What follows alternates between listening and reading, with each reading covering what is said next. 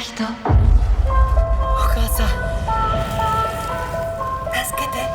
母さん、今行くよ。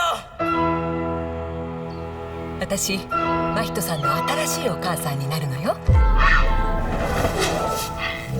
このお屋敷には時々妙なことがありましてな。真人、助けて。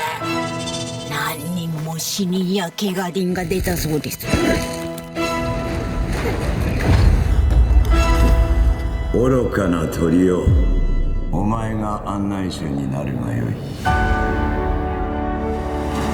お前どこから来た？ここは呪われた海だ。油断せずに力を合わせて言っといで。真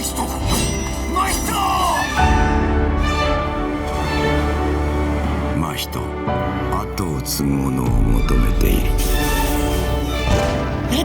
なぜこんなところへ来たの？真人さん逃げて！私の世界、まだ道半ばだよ。母さ真人、私の仕事を継いでくれぬか。